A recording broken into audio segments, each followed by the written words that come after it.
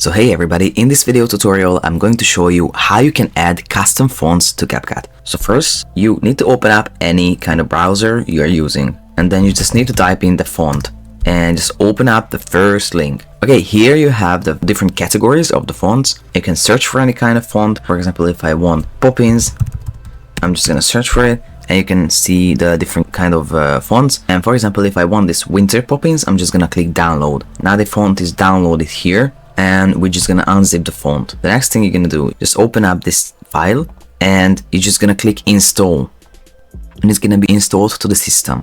Okay, now that you installed it, the next thing you need to do is just open up CapCut, go to text, drag this default text over the video, just choose the size you would like to use, and we'll change the size a little bit, and then just go to text, basic, and font. Now we have the system fonts. So here you can search for the kind of text you need. So here we have this Winter Poppins. We can also save it as favorite, and just left click on the font, and as you can see, it's been applied to the text.